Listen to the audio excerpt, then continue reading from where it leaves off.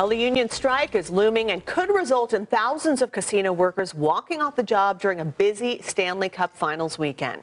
Thanks for joining us. I'm Christiane Klein in for Denise. And I'm Patrick Walker in for Brian, who's in Washington, D.C., where the Knights are gearing up for Game 3 tomorrow. Of course, we'll check in with him in just a moment. But first, as we mentioned, the Culinary Union reaching a tentative agreement with Caesars Entertainment, but negotiations went nowhere with the majority of the other properties. 8 News Now reporter Karen Castro is live outside the so-called strike headquarters near Wyoming and Las Vegas Boulevard with the very latest. Karen.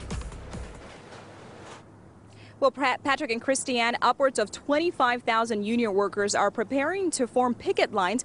In fact, many of them were out here earlier today making signs, and this could be the biggest strike the Valley's hospitality industry has seen in more than 3 decades.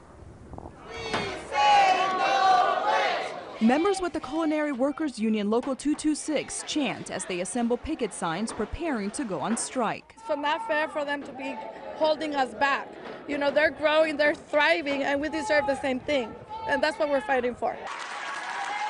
In the overnight hours, Caesars Entertainment agreed to a 5-year deal for 12,000 employees at 9 of their properties. We are the union. We are united. Until all my brothers and sisters have the contract, I'm in the fight. Contracts for 25,000 workers at 25 resorts and casinos are now expired, with MGM Resorts International being the biggest employer. If we have to, then we will have to go on strike. But nobody wanted to go on strike.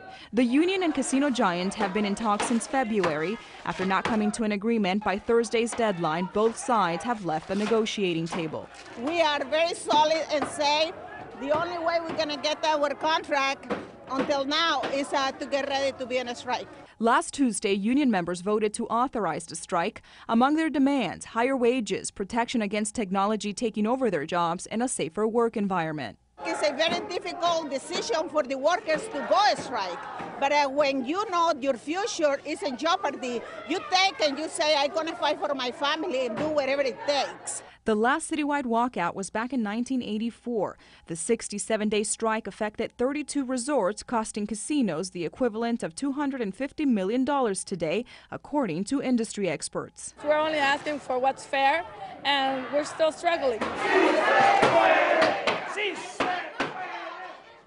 Now, the specifics of the Caesars Entertainment agreement have not been released, and the deal still requires ratification.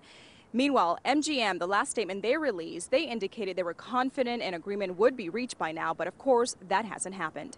Reporting live, Karen Castro, 8 News Now.